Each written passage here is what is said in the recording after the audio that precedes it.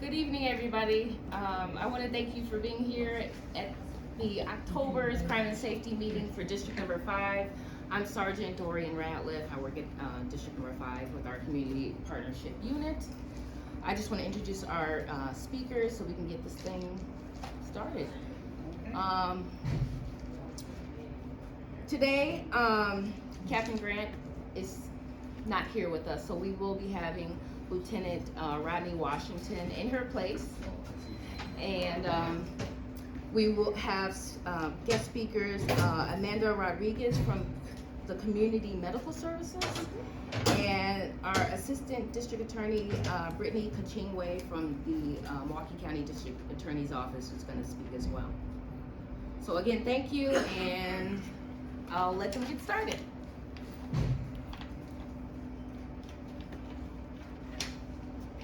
I just want to say special thanks to Atkinson Street Library for allowing us to host it here. We really do appreciate you.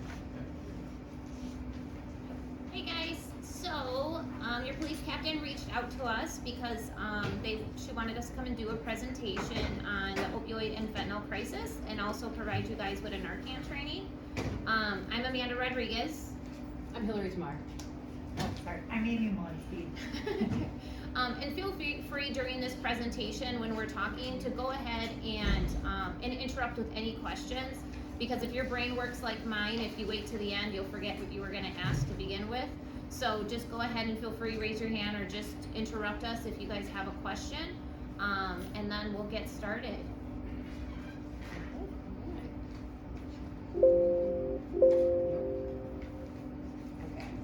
So I'm Dr. Hillary Tamar. I'm trained in family medicine, then I did an extra year of training in addiction medicine, and then I moved back home because I'm a Marquette grad, so thanks for having me. So our mission at CMS is to help those who are suffering from substance use disorders. We consider these people our patients, and our singular aim is to help them heal. We're proud that our clinics provide our patients an environment that is free of judgment and condescension, and we're steadfast in treating everyone with the utmost dignity and respect. Our vision is to lead the change to eliminate the consequences of substance use disorder in our communities. We try to see challenges as opportunities to demonstrate initiative. We listen and honor the reality of those we serve. We are evangelists for practices grounded in science and evidence, and we value people who are passionate about making an impact, like all of you. So thank you. All right, so fentanyl, a public health crisis. So I thought we'd talk a little bit about substance use disorders. So what is addiction, right? Addiction is the behavior around a substance. It's not the use of a substance itself, right? Lots of people drink alcohol, and they don't have alcohol use disorders. So as a doctor, you define addiction with the 3 C's.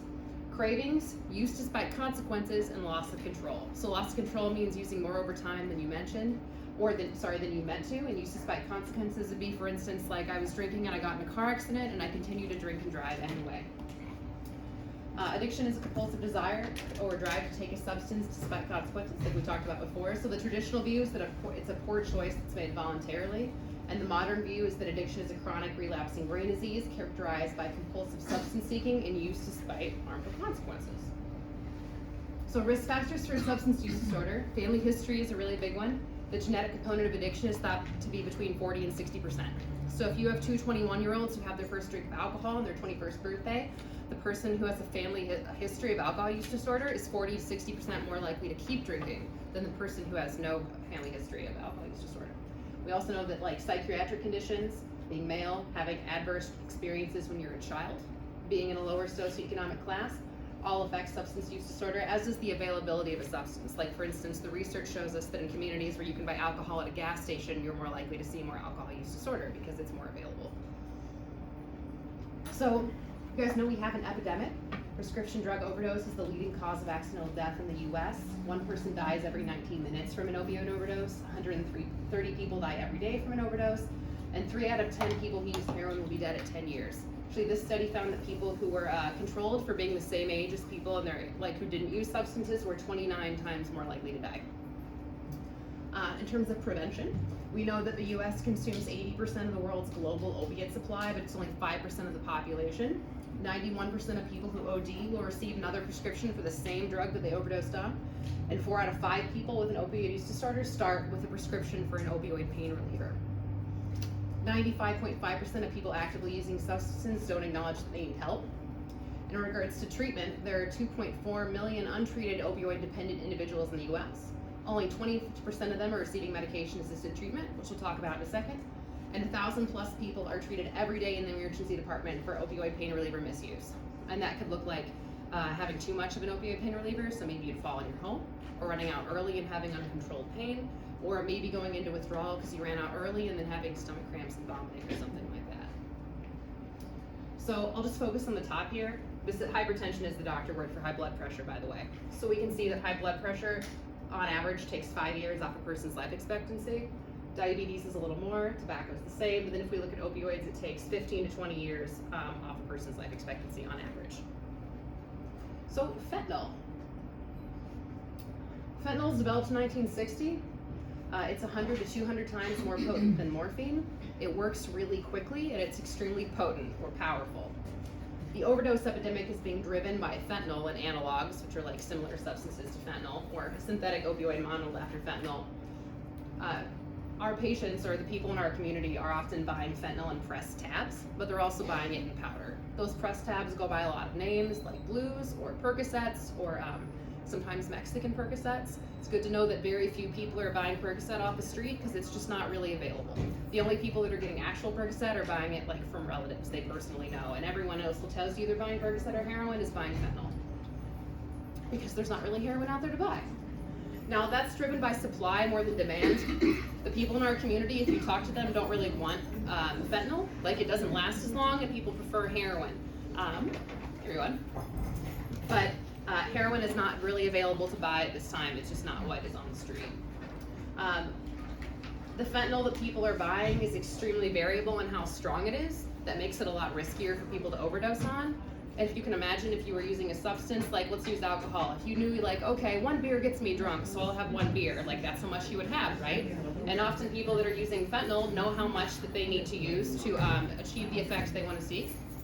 So, but if people don't know the strength of what they're buying, it can be really easy to overdo it, because you might try to use as much as you usually do, but then end up using a lot more than you intended because you don't really know what you're buying. The other thing to know about fentanyl is that if like you get in the hospital in an operation, which is very common, it would be in and out quick of your body, right? But if you use fentanyl chronically, it sits in our fat tissues. Everybody's fat tissues, it doesn't matter how big or little you are. And it's really hard for doctors to estimate how long fentanyl will take to leave your body, which makes it a lot difficult for us to get you on medications, which we'll talk about in a second. It also means that your urine drug screens can be positive for fentanyl like weeks to months after you stop using, because it takes so long for the fentanyl to diffuse from your fat cells. So how did we get here? A big part of how we got here is that kind of like in the late 90s, early 2000s, there was a lot of pressure on physicians to treat pain as the 5th vital sign. And hospitals put a lot of pressure on physicians for patient satisfaction and stuff like that to make sure that people's pain was treated. Another big part of that was that Big Pharma quoted a study that was a case study that was really old, and they quoted that study and said that that opioids were not addictive, based on like a couple case studies in the hospital, which of course now we know was not true. And because Big Pharma pushed that incorrectly interpreted evidence to the medical community, we were really overprescribing opioids. So you can see that Norco or Vicodin was the #1 prescription in the United States, 131 million prescriptions in 2010, and then the United States, like we talked about earlier, is getting most of the world's opioids despite not having the world's biggest population. Another part of it is a lot of people are getting these prescriptions or sharing with friends and family members. So people are using opioids non-medically. We see that 56% of people are getting medications that are not prescribed to them free from a friend or family member. So if you look at the waves of overdose deaths, this is tiny, right? But this is 1999, this is 2017. We can see a rise in overdose. Oh, I could use my, hey. We can see a rise in overdoses right here. This is when we were seeing, like I said, late 90s, early 2000s, a lot of opioid prescriptions. This is when heroin started to, I would say, be more popular. This is also around the time that doctors started getting pressure to prescribe less opioids, so they were less available from physicians. And then here we see an even higher rise in opioid deaths, and that is when fentanyl started to, and other synthetic opioids kind of became available to the general community. So how do we treat opioid use disorder? So we got to talk about that. We have to talk about opioid withdrawal. When you use opioids all the time, your brain gets used to having opioids on board, and if you don't have them, your brain synapses start to fire really quickly, or what I tell patients is your brain gets mad because it's used to having opioids all the time and then it doesn't have them. And then people feel really, really bad. And opioid withdrawal is not deadly. You will not die from it, but I think it's really important to remember that while you won't die, you will feel the worst you have ever felt in your entire life. So for me, that was when I had the flu in 2016. So that is what I think about when I think about how badly it must feel for people to have opioid withdrawal. And it's also a progression. So in the beginning of opioid withdrawal, you're not going to see someone with all these symptoms. Generally, you will see that people will be sweating, and they might have like a runny nose. They might tell you their body's feeling a little achy. And then as time progresses, people often at the peak can have like uncontrolled diarrhea, vomiting, and they just feel really, really awful. So if you knew like that you were gonna feel as badly as you've ever felt in your life, unless you did one thing you've done 100 times over, think about how hard it would be not to do that thing, which would be use substances in this case. So after you get past the peak here, just like at the 72-hour mark, it's not like you're in the clear. A week later, you're still gonna have body aches, anxiety, irritability, and nausea. 2 weeks later, you're gonna have emotional stuff like depression, anxiety, and trouble sleeping. And then in a month, you'll still have cravings and depressed mood. And this is really one reason why detox doesn't work, because just getting people through this period, like they are not fixed. It's not like they were the way before. They're gonna feel really bad for a long time, and they will need support. So this is one of my favorite graphs. This is the progression of a substance use disorder on the x-axis, and on the y-axis is the intensity of a substance use disorder over time. Here is the motivation over time to use a substance use disorder. So in the beginning, people are using a substance use disorder, or using because of positive reinforcement. That's the idea that we do something because it feels good, like we eat a cheeseburger because it's delicious, right? So in the beginning, people are using substances because they feel high or good. But very shortly thereafter, the positive reinforcement drops off, and the negative reinforcement kicks in and becomes the main thing. Negative reinforcement is this idea that we do something to avoid a negative consequence. Like we put a coat on before we go outside in the winter so we don't get chilly, or we do not put our hand on hot burners, right? So as the substance use disorder continues, people are often only using to avoid being in withdrawal because it's so horrible. And you'll often hear people saying things like, "Doc, I don't even know why I use anymore, like it doesn't feel good," and you'll be like, "You just don't want to get sick." And they're like, "Exactly." And the research shows us that is true. These are MRI scans of a healthy person, someone who's 1 month abstinent from meth, and someone who is 14 months sober from meth. The red spots are the amount of dopamine in our brain. Dopamine is the chemical that's released when we feel good, like when we play with puppies or score concert tickets. So when we are using a lot of illicit substances, they flood our brain with dopamine, so our brain stops making its own dopamine, because it's like, we don't need that, right? We have so much dopamine from other stuff. So a month out, this person who's sober from meth has like basically no dopamine, like you don't see any. And the reason that's important is because this person has been sober for a month and they are not the same as they were before. And this is why 28-day programs are often ineffective. Because people, even a month out, are not gonna be the same, and they're not gonna feel the same, and they're gonna continue to need support. 14 months out, we see that this person does have regeneration of their dopamine, but again, 14 months is a really long time, which is why it's so important to have community resources to wrap around people that are using. So, addiction is defined as a chronic relapsing brain disease, like we talked about before. It's considered a brain disease because it changes how the brain works. So, addiction affects the prefrontal cortex. That's where we make choices. So it diminishes the ability to choose. And it also increases our responsiveness to drug-associated stimuli, which is the medical term for triggers, right? So less choice, more responsiveness to triggers. It also affects like the dopamine pathway, like we talked about before. So people that are using substances, things don't feel as good as they did before, like we talked about. Like even when you're a month sober, eating that cheeseburger, it's just not gonna feel the same as it did before. Lastly, it affects our stress circuitry in our brain so that we are more responsive to stress-induced stimuli, like bad things feel worse, especially opioid withdrawal. So medication-assisted treatment plus cognitive behavioral therapy is the gold standard of treatment for opioid use disorder. Medication-assisted treatment is medications that basically help prevent withdrawal and cravings so that people can focus on other things. We'll get to that in a second. And then CBT is just good old-fashioned therapy. And doing those two things together has the best evidence for the treatment of opioid use disorder. And it's associated with a 60 to 75% decrease in all-cause mortality. All right. So this is just some cool outcome data. I'm not going to read it all. But patients receiving MAT have a 4 to 8 times lower death rate compared to those who are untreated. Pretty striking. The risk of overdose is 12 times higher after incarceration. However, MAT reduces this rate by up to 75%. That's because opioid tolerance is protective. When people lose their opioid tolerance, if they relapse, they're much more likely to die from an overdose. Let's see. Post-detox, same thing. Opioid use disorder patients without MAT have a 3,000% higher rate of an overdose. And lastly, this just comes up a lot with patients. People think that methadone causes rotting bones, rotting teeth, or weight gain. There's no evidence that any of that stuff is true. And if anyone wants to hear more why, I'm happy to tell you afterwards. All right, so methadone maintenance is currently the gold standard because it's associated with reductions in IV drug use, crime, HIV risk behaviors, and mortality, and is well established around the world. So, modalities. Let's see. All right, so basically the big thing to know about medication-assisted treatment is that when you are in withdrawal, like we talked about before, it really, really sucks and you feel horrible. And if your legs were twitching so bad that you couldn't walk or you were having uncontrolled vomiting, it would make it really hard for you to engage in treatment. So the medications that we prescribe people help with the physical dependence portion and help with withdrawal and cravings so that people can engage with other stuff that brings their lives meaning, like going to baseball games or playing with your kids.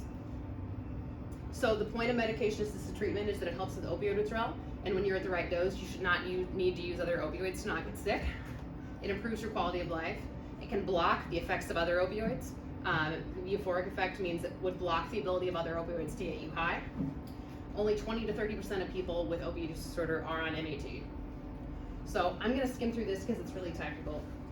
But methadone, right? Methadone is a full agonist on the opioid receptor. That means if it were a light switch, it would turn it all the way on. So since it binds to the same receptor, it helps people not go into withdrawal so they can focus on other stuff, like therapy. It also helps with cravings. It's long lasting, so you only have to dose once a day. There's also no dose limit, which is important because there's also no limit on how high someone's opioid tolerance can be.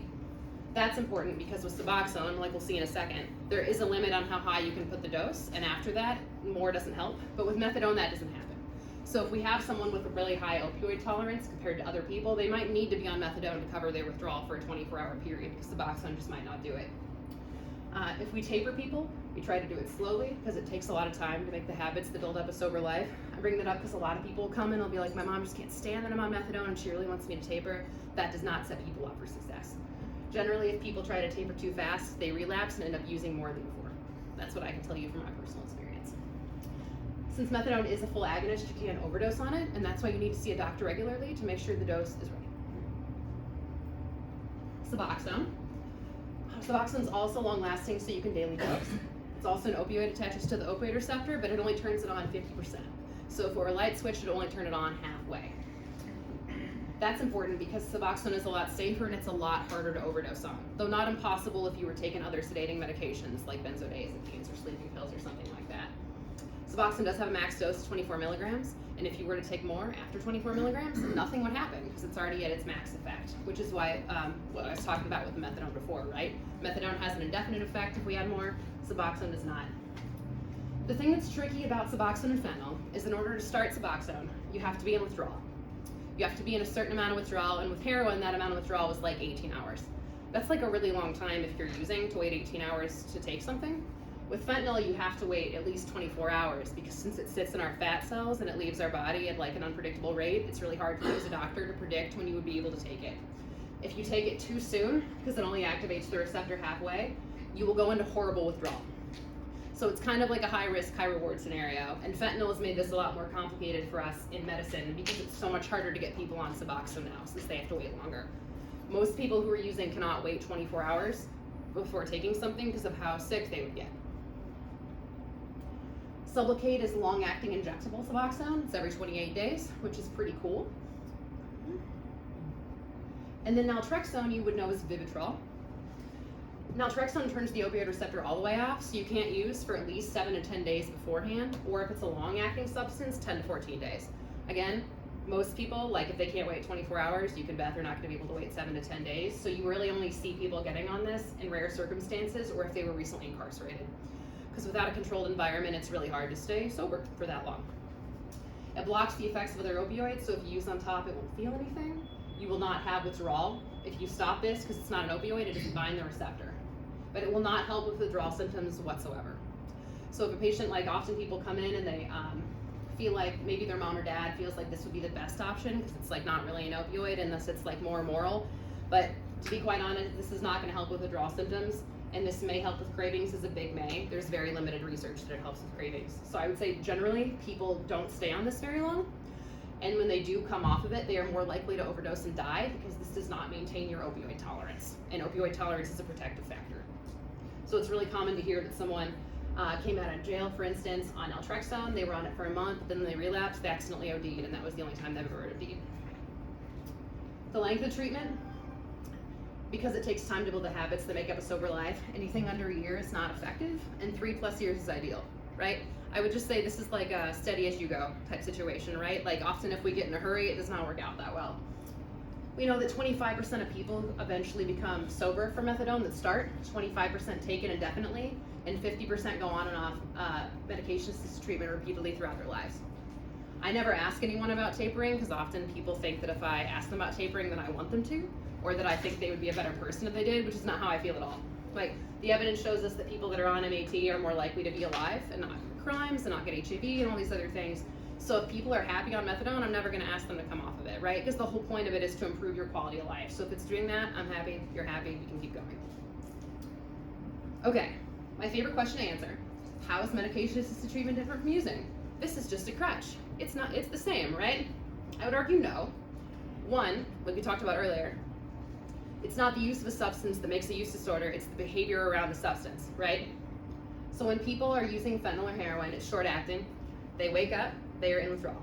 They need to figure out how to get the substance, and then use the substance, and then they might feel high, and then it wears off, and the whole thing happens the entire day, right? On and off, and that's why a lot of people with substance use disorders do not work.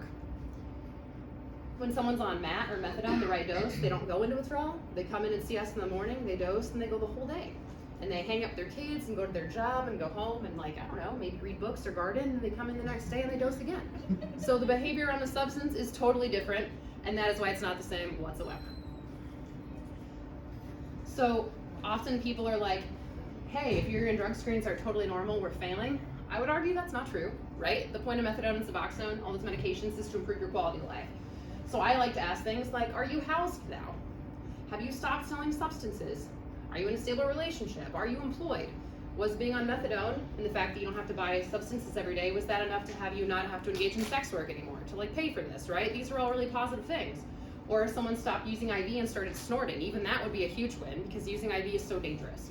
So, or if we're using less opioids, right? Like using 2 grams a day versus using a 1/4 gram a day, it's huge financially. And you're gonna be able to do things like save for your future or provide for your kids. So I think all those things are wins and we're celebrating. And that is how I measure the success of treatment. All right. So what's our plan of action for the fentanyl epidemic? Definitely gotta work on eliminating stigma around substance use disorder treatment. There's definitely a lot of stigma around methadone and Suboxone, which is dumb, because it's clearly the best thing and has the most research. Acceptance of harm reduction, which is this idea that any amount of harm that we can reduce to people that are using substances in our community is a win, like I talked about before. That means we need increased access to Narcan and Narcan training so that people who OD don't have to die. We need to know that some higher Narcan doses are sometimes needed. We need clean syringes because people who are using syringes don't want to get HIV or Hep C, right? It's just that they can't get clean syringes. These are phone numbers that people can call and talk to someone to be with them while they use, so that that person can call emergency services if they stop responding, meaning that they've overdosed. And then funding, right? More MAT clinics like the one that we work at, and then more research. All right, I'm gonna hand it off to Pearson. Oh, try to sit here. Okay, which one?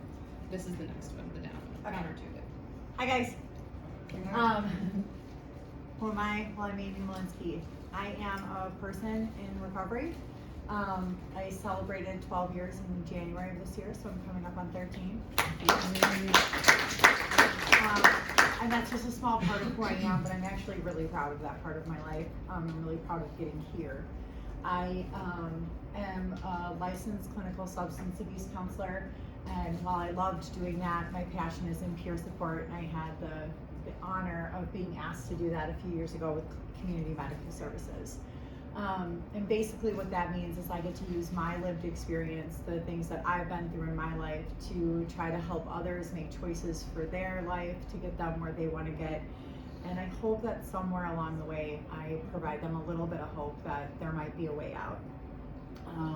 So to tell you a little bit about myself, my first opiate use was when I was 22.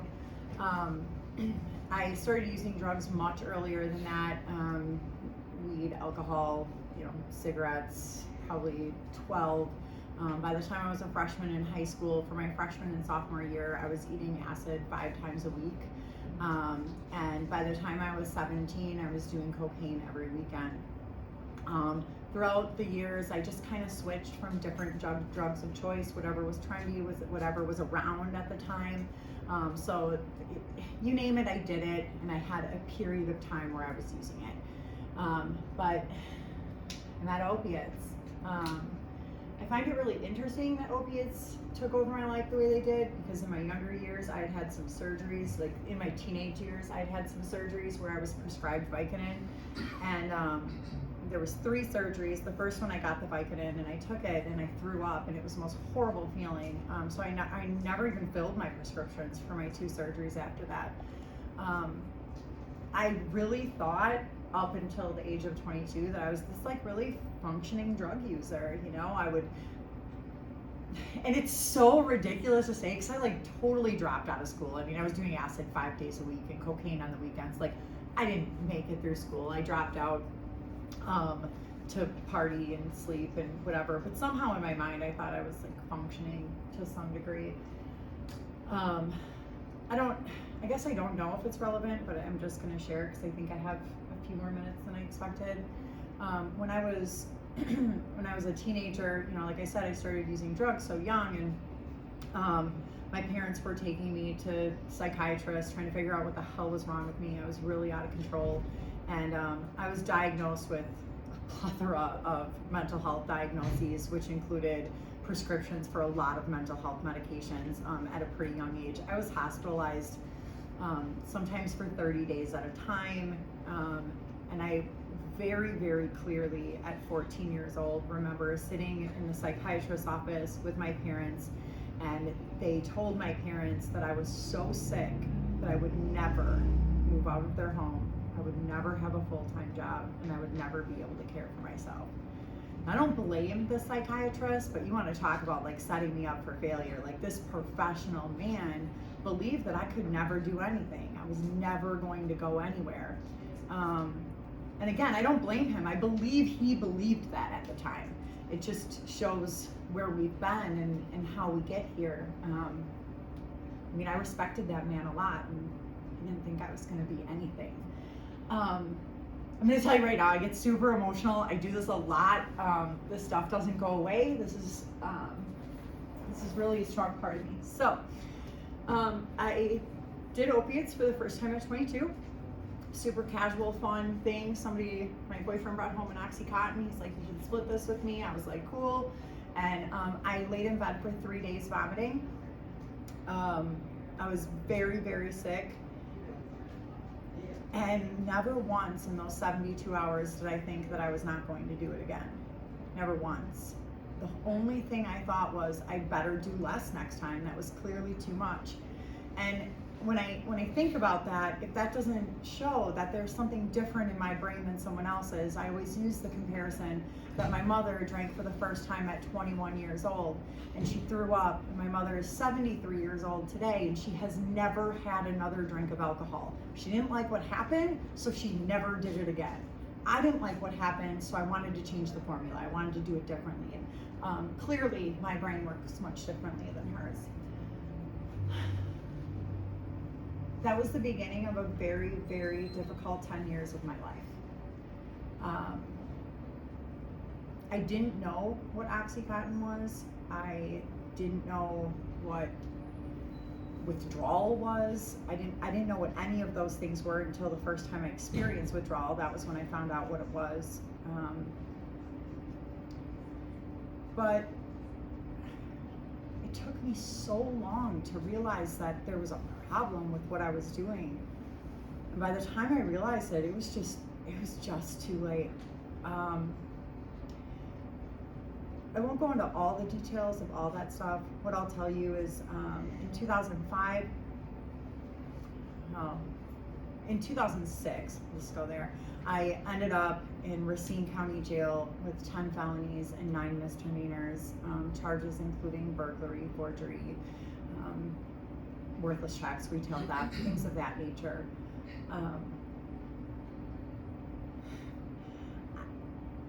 I was a girl that had gotten away with pretty much everything I had ever done. So this was the first time I was in a position where there was really no one that could get me out of this trouble this time.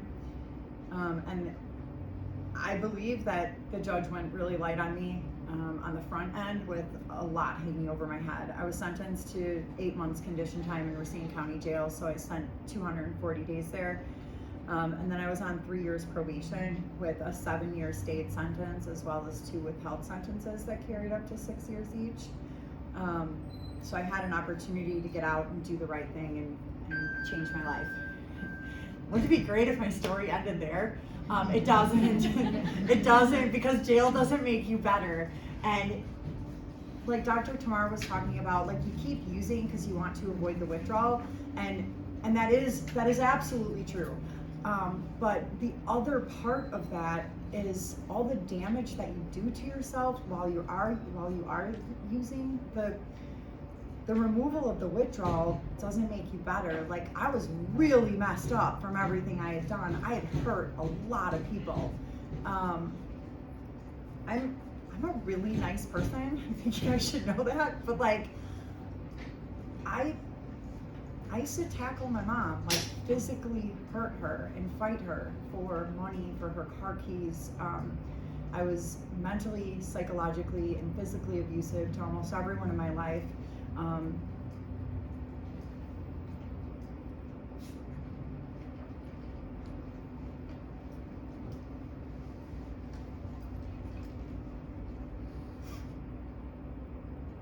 I was an asshole, man. I really was. I really was. So I guess I did skip that. I'm sorry, because I'm just not good at following stuff like this. I kind of just want to like talk about where I've been and what I've done and not have it be a slide, right? But I did try to get treatment before I got all those felonies. I went into my very first detox in March of 2005. I went again in May, again in June, again in November, and again in March of 2006. There were forms of treatment. I went to detox, I think 3 of those times. I went to Harrington out in Oconomowoc for residential treatment. I tried methadone, I tried Suboxone. I was kicked out of every single place I went for my behavior and for continuing to use. Then I got all those charges and I went to jail. While I was in jail, my parents couldn't agree on how to handle me. So a 36-year marriage ended, and my mom moved to Florida and my dad moved in with a friend, and I didn't have anywhere to go. While I was there, it turned out that my grandmother had fallen down and she was in a nursing home, and they told her that the only way that she could go back home is if somebody was there to live with her. So a month before I got out, my dad came to visit me and asked if I would be willing to live with my grandmother. So I did go and live with my grandmother. And it was the whole thing is that she said, I just don't want to die in a nursing home. And I thought, how cool, you know? I've been such a jerk for so long now. Like, I can go live with my grandmother in the last couple of years of her life. It's a fresh start for me. It's a nice end for her. Like, this is going to be great. And I went and I lived with my grandmother. And within 5 months of being released, I had completely robbed her blind. I'd overdrawn her bank account $6,000. I went to jail, and while I was in jail, my grandmother fell. She was on the floor for 4 hours before somebody found her. She did die in a nursing home. I talked to my grandmother before she passed, and I was begging for forgiveness, and her words to me were, Amy, please don't be sorry. I just want you to get better. And I need everyone to know that I know how lucky I am. I know how fortunate I am to have that much love and support in the people that were around me. I know most people don't have that, and I am forever grateful for the love and support that I have. So as you know, I went back to jail. I went to treatment several times after that. In January of 2010, I found out I was pregnant, and I was shooting 2 grams of heroin a day and as much crack as I could get my hands on. And I was finally ready for help. So I found out on January 9th, 2010 that I was pregnant. On January 21st, I went into detox. I wish I could tell you that's my clean date, but I used in between detox and treatment. January 27th, 2010, I went into a 28-day residential treatment program. I went to a 3-month long halfway house, and I did a 1.5 years of outpatient after that. I have a 12-year-old daughter who does not know her mother as a drug addict, but knows she saved her life. And because of all the love and support that I got while I was out there, and even though I had it, it wasn't enough to keep me clean. I want to be that for other people today, because I know that their friends and their family can't possibly tolerate all the things that they put them through. And so as a peer support, that's what I get to do. I get to love people through their worst times. I get to show them that there is a possibility of change if you want it. I'm incredibly blessed to still be alive. I'm incredibly blessed to still have my family. God damn, I have a 12-year-old that's all mine, and I know how lucky I am. So thank you guys so much for listening.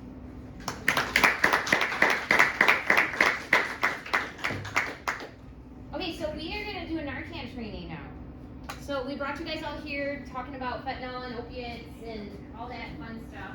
So we figured we would give you guys Narcan too as a parting gift, because it's an epidemic going on right now in our community, and we need to make sure everyone has it in their homes. So this is a short and sweet Narcan training that we will give you guys, because we know we were limited on time. So Narcan is the brand name, right? But naloxone is the medication that's in here. So naloxone is a life-saving medication that will reverse an opioid overdose, preventing death. It can very quickly restore normal respirations to a person who is breathing has slowed or stopped as a result of overdosing with heroin or prescription opioid pain medications. CMS and various other community programs train and provide this critical medication to patients, families, friends, police departments, hotels, motels, treatment services, and others who interact with people who use opioids. And we forgot firefighters up there. There's like our main people. I know, right? You did it. I don't know. You know, that's what happens. I'm trying to. Where's my password? My handy dandy fanny pack that come back in style. Okay, so this is what the Narcan looks like inside your box. I just broke this one's kind of broken because we overused it, right? So this is what it looks like, right? When you come across somebody who has shallow breathing, they're not responsive, you're trying to call them saying, hey, wake up, wake up, wake up. They're not waking up, you're gonna wanna call 911 first, right? That's the main thing. Call 911 first, okay? When you call 911, what you're gonna wanna do, what you're gonna wanna do is start getting this box opened up. Because you know all these steps you have to do when somebody is not breathing is kind of scary. Okay, so you open it up, then you're gonna want to peel the backing out, pull this little guy out of there, right? You're gonna want to try to lay them flat if you can. If you can't lay them flat, because you know when somebody's not responsive, they're kind of dead weight, you know. And we all know that, you know, if I try to pull Amy, even though she's not that much bigger than me, it's gonna be hard. It's gonna take a lot to do. So if you can't do that, what you do want to do is tilt their chin up. By tilting their chin up, will allow that air passageway to open up, okay? Then what you're gonna wanna do is push this into their nostril, just like that. So push it all the way up there. You're not gonna cause any harm to them. And then this little red button that won't stay down, right? Oh, there goes, that's fun. Okay, so that little red button, what you're gonna wanna do when it's up their nose, you push that button up. That's it, okay? If you can turn that person to their side, you're gonna wanna turn them to their side because they may throw up, okay? But the second thing you're gonna wanna do after that is step back, because you're waking somebody up. So they might startle like a baby and you might accidentally get hit, okay? Then you have to wait 2 full minutes before you can give them the other dose in that box, okay? You're gonna wanna try to remember which nostril you gave it to them in, because this nostril might have some blockage. So if you put it in this nostril, try to use the other nostril because they might not have gotten the medication. You will also have 911 on the phone with you. So they'll talk you through this very stressful process, right? They might tell you to start doing chest compressions. They might tell you to do mouth to mouth. They might tell you to do different various things, okay? But that's how, in a nutshell, how you give Narcan. Do we have any questions on this?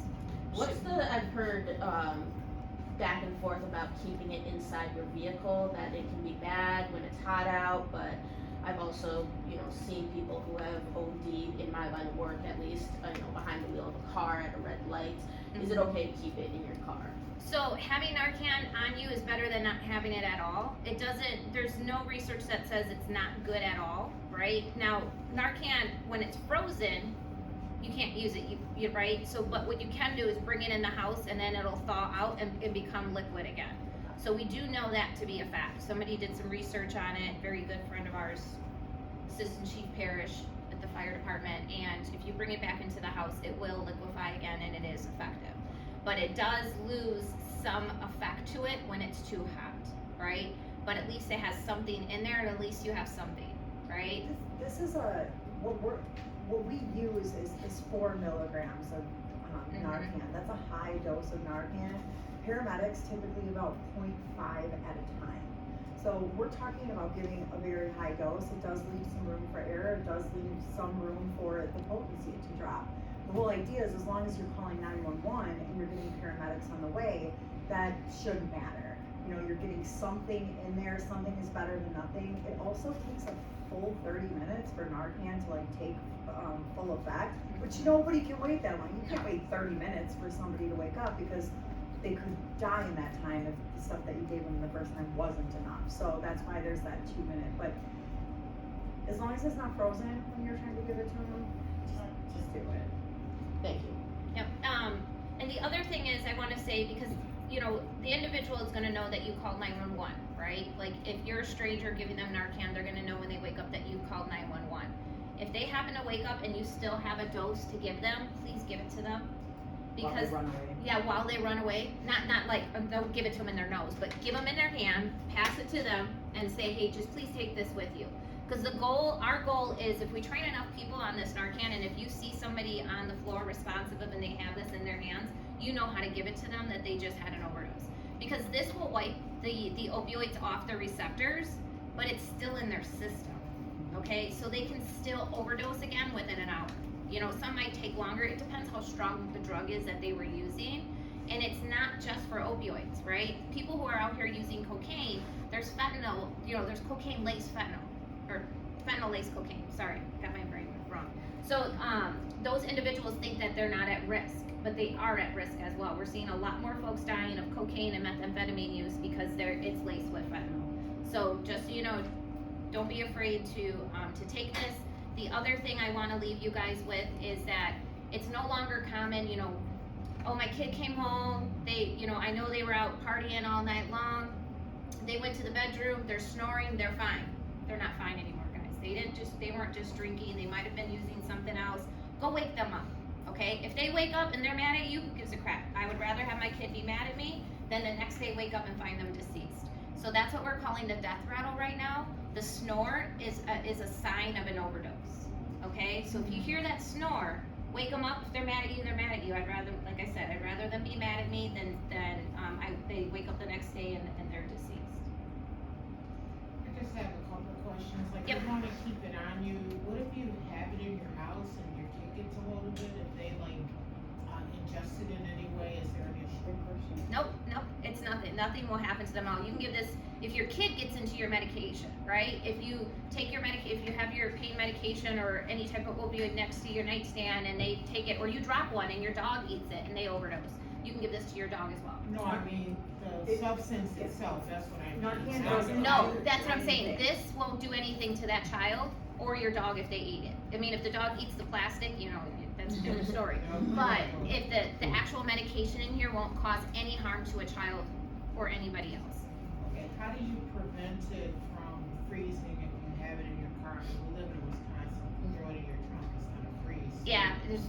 Yeah, you just have to lug it in and out, keep it in your glove box. We separate ours and we put them in our purses like this because, you know, I don't wanna have a big bulky box, like I said, I have a fanny pack. So like, you just wanna leave it, you know, open like this. The one sad thing I will tell you guys, and it was pretty heartbreaking, I went out to a community event, they asked me to come, same day, hey, can you be here at 5 o'clock? It was freezing cold last week, right? I go, this guy comes up to me and goes, how many boxes can I take? I was like, how many do you need?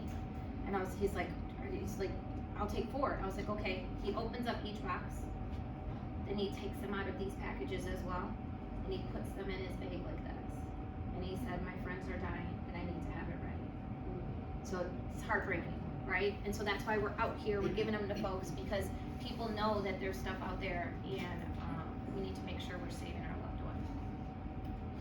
So, I know fentanyl is in cocaine now, but cocaine and heroin look different when someone's over, like, does a fentanyl laced cocaine overdose look the same?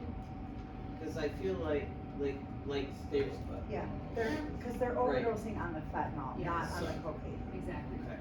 So So you're there's- gonna see blue fingertips and lips, and All you're the gonna have same the stuff. snort, Yeah. yeah, for all opioids. Yes, ma'am. I know you said tilt the head on their side, and then skip back. Do you leave them on their side and put them back on their back? I would leave them on their side. You're only gonna put them back on their back if you have to administer the second dose of Narcan. So the only reason why we recommend that you do that is we don't want them to choke on their vomit. But if they don't become responsive after those 2 minutes, you're gonna wanna try to get them back onto their back to give them the other dose. And then that other dose, we put it in the same nostril or the different? The different nostril, If because you- they if might. you can remember. Yeah, if you can remember, because, you know, one of the things that might be causing that medication not to work is they might have a blockage in there. And so that's why we wanna try to use the other nostril, but when your adrenaline is pumping, you might not remember which nostril you put it That's in. fine. So it's okay, you know, the one thing I want you to remember is just put it up their nose, push that button up and give it to them.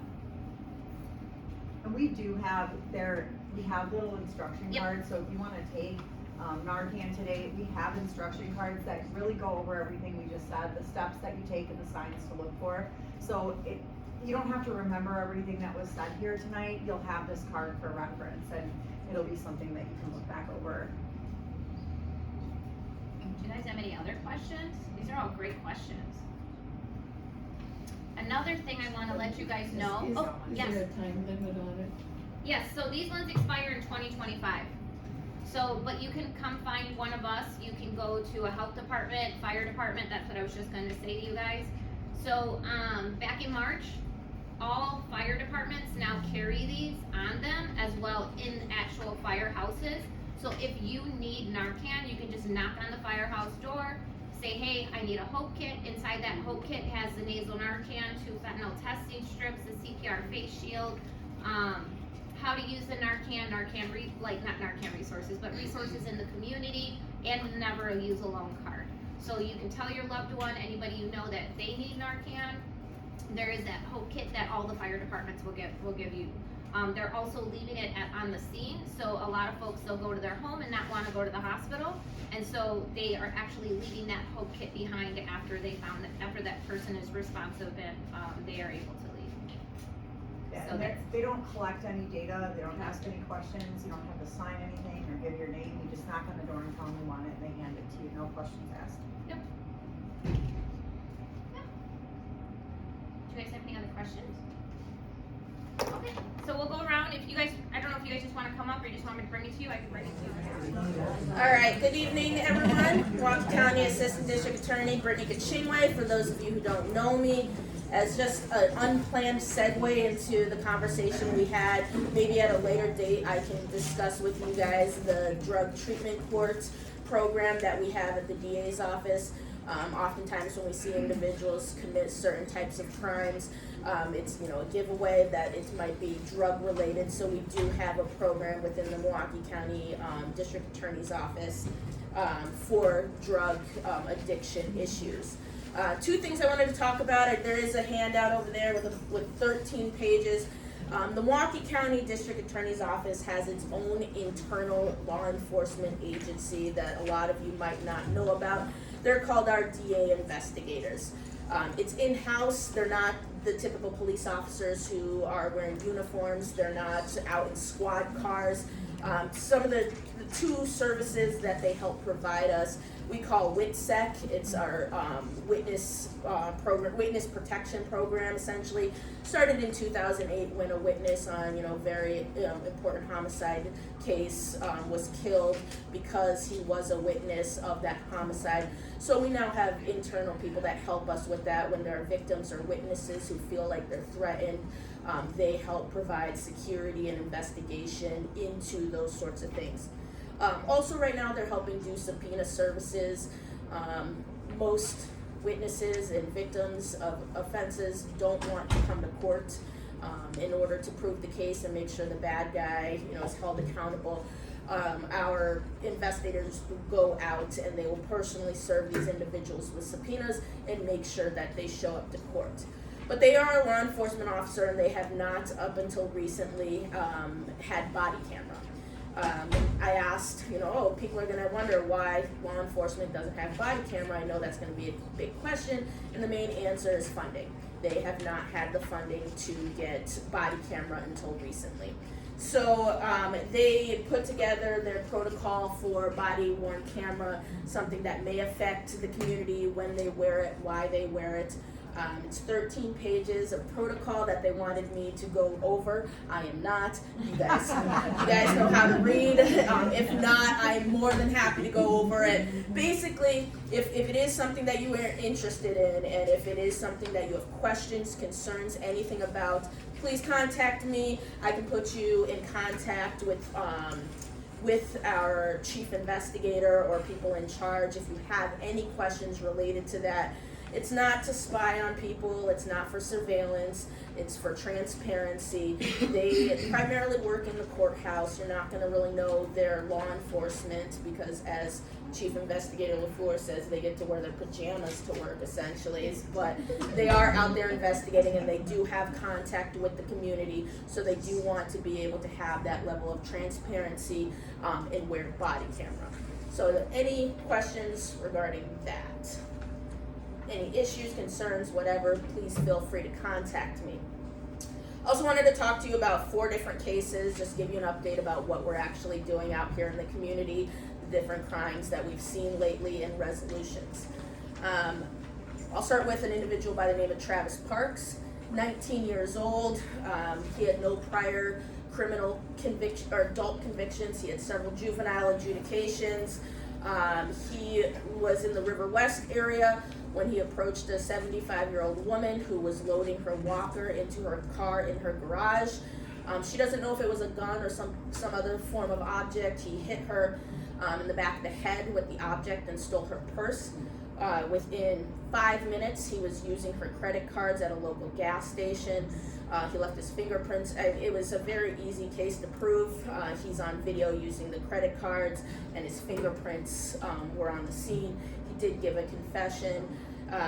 He, again, like I said, 19 years old. He did plead guilty to robbery with use of force, and given his juvenile adjudications, he was sentenced to 3 years of initial confinement and 5 years of extended supervision.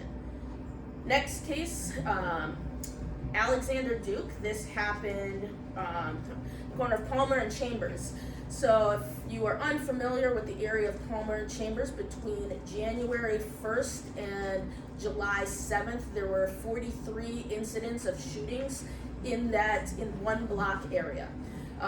Multiple rounds sometimes, not a lot of rounds another time. In this particular case, his wife and his girlfriend were in the same car together, and they went to his house to talk to him. Surprisingly, they were okay with each other.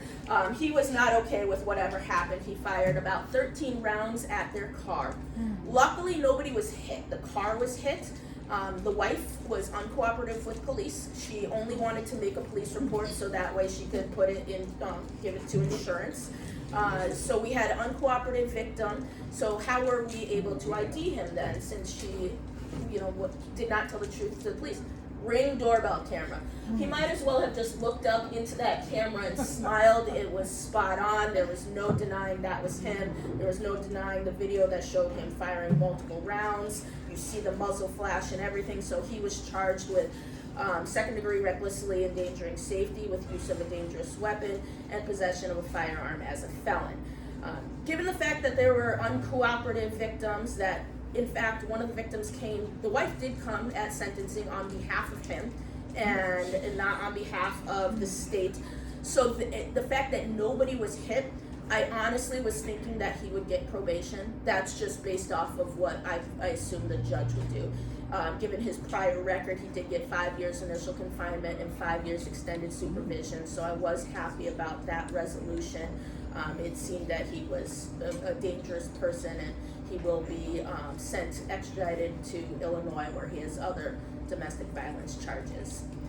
So those are closed cases. There's 2 cases I want to talk about that I just recently charged. Miss Terriana Carter. She is charged with 7 counts of first-degree recklessly endangering safety, 1 count of felon in possession of a firearm. This is another domestic violence situation where she and 2 others went to the house of her children's father. She opened fire at the whole entire family who was outside. 4 individuals got shot, and there were 3 bystanders there. The father is paralyzed now. So this was on the 4100 block of North 13th Street. Thanks to excellent police work, originally we weren't able to get this individual ID. Originally she wasn't charged, but thanks to excellent police work going above and beyond, we were able to charge her with multiple counts of recklessly endangering safety. And the co-actors have been identified as well, so we're able to charge them. And finally, Mr. Rodney Hudson. In the early morning hours of September 23rd, between 7 a.m. and 7:15 a.m., literally 15 minutes, 3 armed robberies occurred in District 5 and in District 1. East Pleasant Street, North Richard Street, and North Buffum Street. It's 3 kids in a stolen Kia. The first incident, 2 individuals are loading their car up. They roll up, they try to, wallet, keys, give me everything, throw stuff on the ground. 1 woman gets in the car to try to drive away. Mr. Hudson fires multiple rounds at her car. It's opportunity. So they see that the opportunity has ended, get in the Kia, drive to the next victim. Next victim is a city worker, city engineer, in his city vest, his city car. He's out there chalking. They stop him, they grab his wallet and 2 cell phones and then hit him in the head.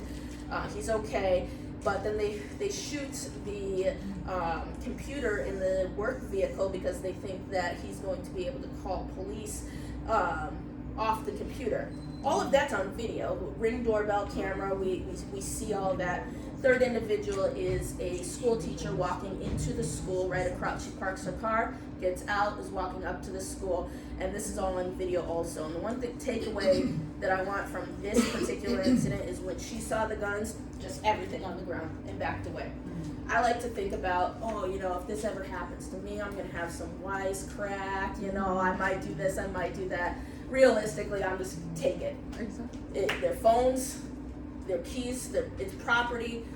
You don't know what these kids are going to do. Drop it and go. They were caught within 24 hours, thanks again to excellent police work. The 2 co-actors are juveniles. They've been charged in juvenile court. Mr. Hudson has been charged with 2 counts of attempt armed robbery, 2 counts of armed robbery, 1 count of first-degree recklessly endangering safety, and felon in possession of a firearm. And after all that, trying to evade police, shooting, he confessed to everything. Not just like I did this, but I did this because I wanted snacks from the grocery store. That's what, and he's already been saying, I need a good lawyer that's gonna get me a good deal. Well, I mean, there's things you plead to, but this is a prison case as well. So those are, some things that we have, thanks to excellent police work, we have been able to charge and hold these individuals accountable. Just keep in mind, one of the things that I try to do whenever I come home is when I park in my garage, if you have a garage, I instantly close the garage. Some people get out of their car, they get their stuff, they go to the side door, then they close the garage door. I instantly reclose it. Because if they're walking down an alleyway, I live off, my garage is off an alley, close that door immediately. If you get approached by somebody with a gun, drop it, you know, every place we have so much video camera nowadays, it's surprising that individuals attempt it. So yeah, those are some charged cases. One other thing I wanted to talk about is recently we had a woman who has called non-emergency since the beginning of January 45 times due to noise nuisance. Her next door neighbors are constantly playing music, very loud. And unfortunately, I think you guys are aware that like noise nuisance usually takes a little while for police officers to get to. They will eventually get there, and half the times, by the time they get there, it's done. So you think, what is the point of even calling? Always call, because I am able to go through every single one of those 45 calls.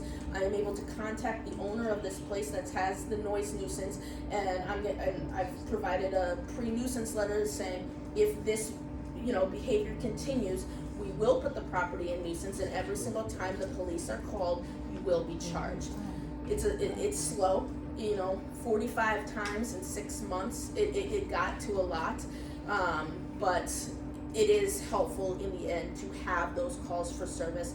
Obviously, that's not our goal to have it go out that long, but those calls are able to help. Even non-emergency, you don't think anybody's gonna come, we track all those. So, any questions? Yes. Can I talk about the Kia kids? Yes. I'll get to you next. Sure. Yes, go ahead.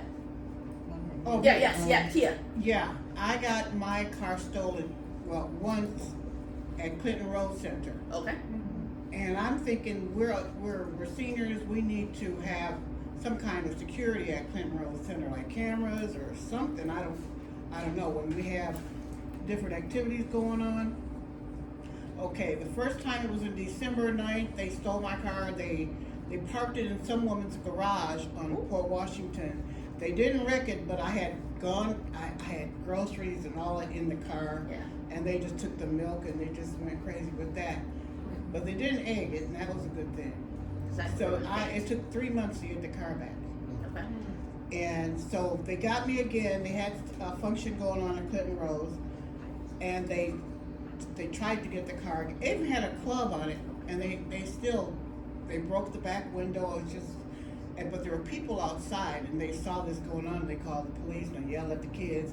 So they jumped in their Kia, trying to get my Kia, and they sped out of there. And the police came and they said they know the kids, they know their names, they know where they live. What are they doing? What can they do? So I will defer to have actual police talk about that, but I will make this comment. First of all, I know your pain. I drive a Kia. You know, I have a black Kia Optima out there, and I put my club on it, and it's gotten to the point where I cross my fingers and hope that it's still there when I go out to my car. As far as what most people, I can't tell you exactly about the police aspect, but what happens oftentimes is juveniles get charged with it, and that's how usually they know, and they are released on bail. And I can tell you why that is. And it's not going to be an answer that anybody is going to like, because at the end of the day, they're still out. The way the laws work in Wisconsin is that anybody under the age of 18, even if you're charged as an adult at 17, they cannot be housed in custody with adults. So they have to have a separate section at the jail to house minors. That is full. That is full of juveniles doing violent crimes. Aside from car thefts, obviously it's an epidemic, but there is no room to house minors right now. They're talking about building another place, and that is one of the considerations I can tell you that judges take into consideration when they release these kids out on bail. Are the parents involved at all? That's probably a no. I think there needs to be programs. I agree with you that a lot of this has to do with lack of parenting or stuff like that, but there's currently nothing in the books that allows us to charge a parent for the kid's behavior. Aren't they responsible for their children? I agree, but there's no law. There's no law that allows us to do that. There was a time that they couldn't be released until the parents came. There needs to be a guardian, somebody that will come forward, somebody of age, doesn't necessarily have to be their parent, somebody they met off the street. It is not a good system. Oh, I no. agree with Be a you. friend. Yeah. Somebody else cool. Sorry, you had another question back there as well. Yeah, she made me have another question. That's fine. But do they, when they, like, this is a non-violent offense, even if they're still in cars, Yeah. crazy, but do they ever release these juveniles, like, on that bracelet, so like, at least you know they were at Cliff Road stealing, and when they were supposed to be, whatever the parameters were of their, release? I'll have to look bracelet? into that for you Yeah. because we call it juvie court. That is a completely different beast than adult court. I have personally never, the juvenile law is different and what they have. I will also tell you this, there are no more of those. Every single ankle monitor is probably being used for likely domestic violence cases and stuff like that. So, I hate to say that shortage of funding is a reason, but we do literally everything we can to ask the judges for these sort of things. And it's not necessarily that the judges are like, oh, we don't believe that they're actually violent. It's what resources are still available. And it is a very, very frustrating thing to have to do. But there are people who do have monitors. We are able to tell from a lot of certain crimes if there are enough of them.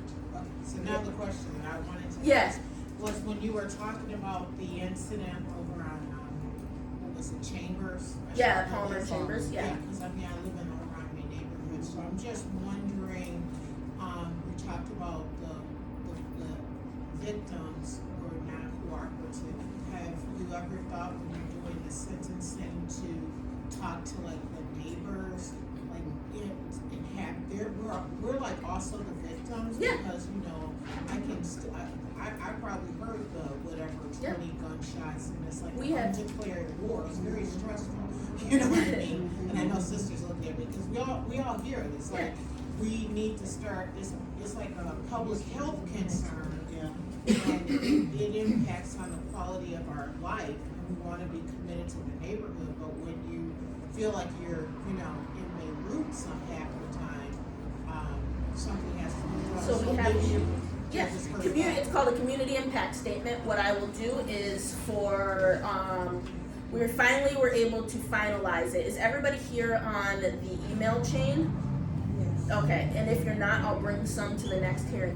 What I'm gonna try to do is email you guys regularly with some of these bigger cases that I get. I don't wanna, spam. Obviously, we have a lot of crime in Milwaukee. I'm not going to send this to you for every single one, but some of those bigger ones, the bigger areas, what I'll send you is called a community impact statement. It's one pager.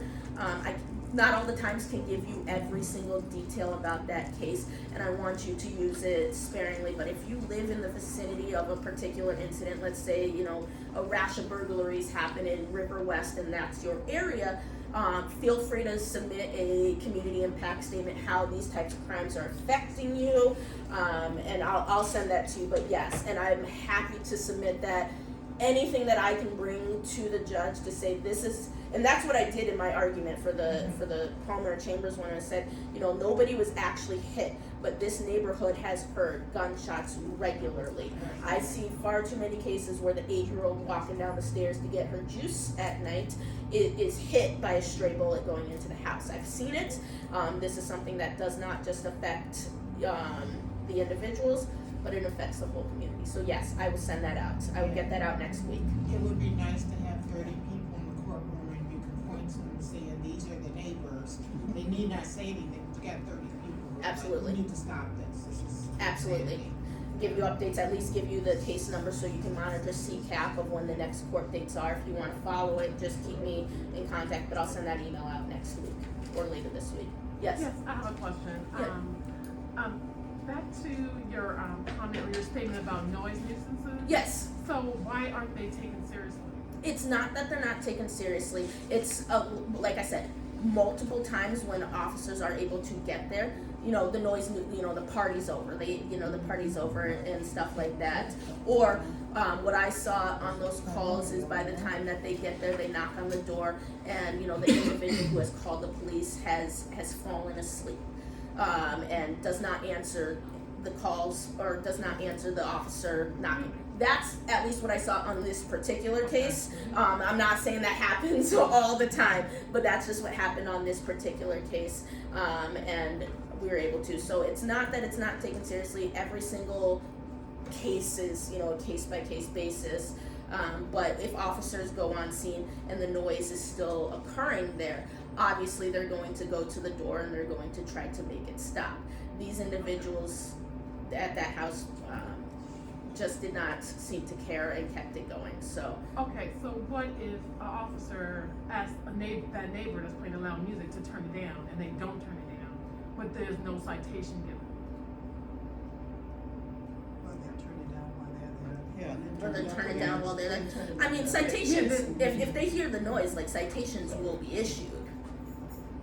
I guess I'm not going to answer that one. I'm gonna play the lawyer card and say it depends. And I'm sorry, I'm gonna pass that one off to the officers on that particular matter. I apologize, but all I can say is case by case, and by the time it gets to me, there's a lot of police work that has already occurred before then. And so I get it once, you know, it's good and ready to go.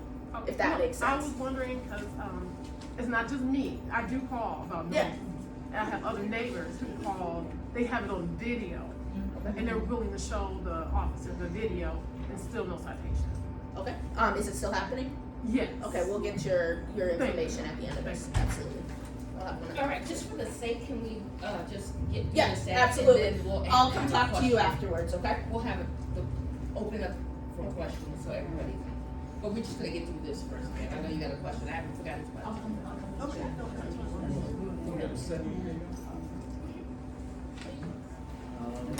Well, good evening, everyone, and thank you all for coming out. For those that weren't here earlier, my name is Lieutenant Rodney Washington. I know you're expecting my captain, Grant, but she was not able to make it here tonight, so I'm standing in her stead. What we'll be going over tonight is just part one crimes. As you can see, we're just comparing the ones from 2001 to 2021 to 2022. Most of the time, you know, and I was listening to everybody about what's going on with the shots fired and things of that nature. And to be totally honest with you, the best line of defense is sitting in these chairs is that good neighbor. Because most of the time, the calls come in and we're talking about the loud music and things of that nature. When you make those calls, it may not seem, sometimes we may not be able to get there right away, but eventually we're going to get there. Then the CPU team you see here, when we have certain situations in neighborhoods that need to be addressed, these are the good people to address those things. And a lot of things happen behind the scenes. And, you know, sometimes you get inundated with call after call after call. And I know that, you know, most of the time people say, we don't want to hear that. And I understand, but I'm just telling you, sometimes, you know, reality is this. You do the best you can with what you have, and sometimes what you have may not be enough, and you stretch. Think of a rubber band. When you stretch it, before you know it, the elasticity is gone and just snaps. But you still, with policing, it's 24 hours a day, 7 days a week, and no matter what, it still goes on, and the calls continue to come in for service. But we're going to talk about these part one crimes and ask any questions that you may have. If you notice, homicides we're right where we were last year at 35. One is too many. One is too many.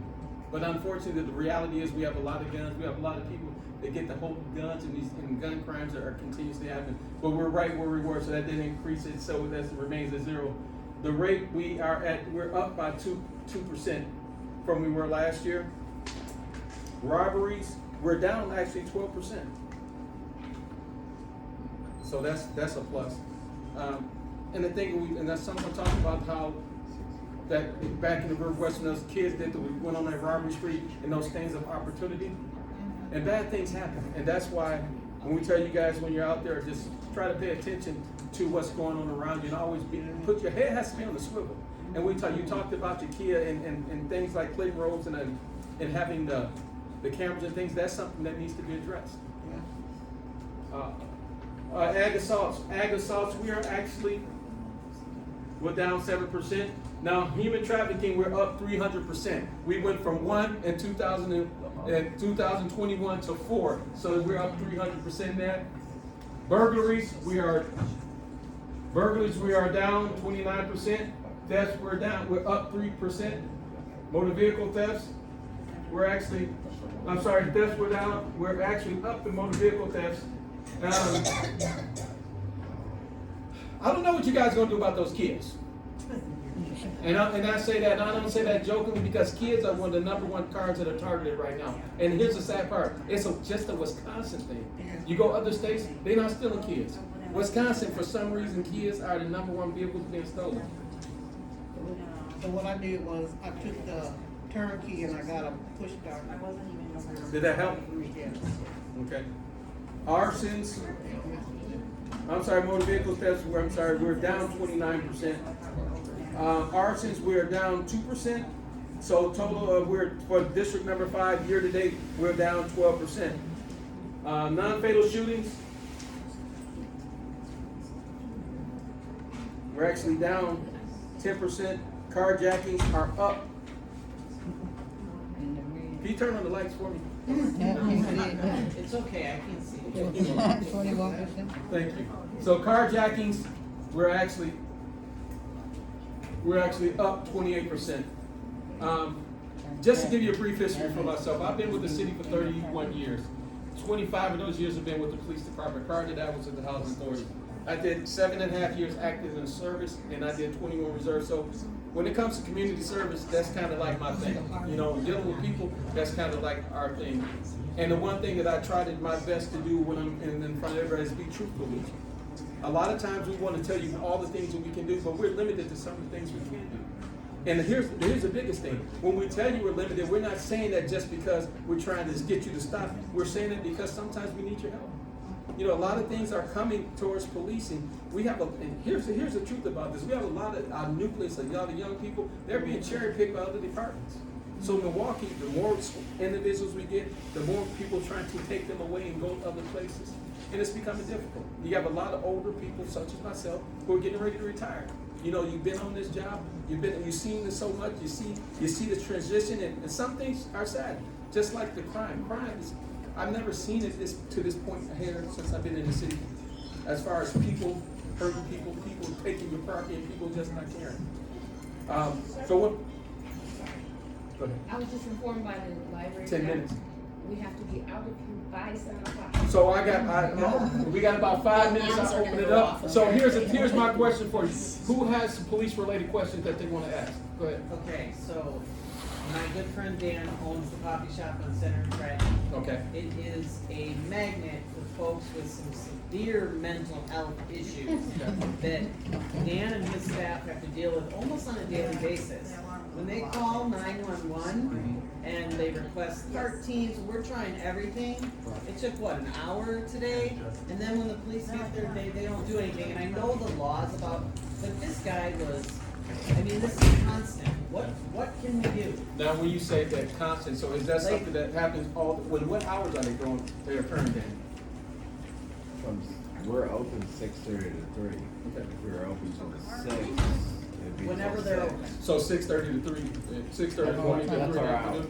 Okay. What we can do is I have our CPU write it down. We can have the bicycle officers that are assigned on a day shift to make some extra patrols through there. But as far as what they can do when they get there, it all depends.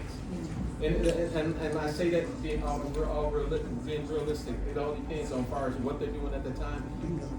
Because sometimes, if a person cries out and says, we need some kind of help, that means we can get them some help voluntarily. But if there's nothing concrete, trying to chapter someone, it takes more than just saying. We know that. Yeah, definitely. We 100% know that, but it's not fair to the business. Oh, it's not, definitely isn't. Because these folks are highly. Like, I wrestled a dude today. Am I at risk of getting an assault charge? No.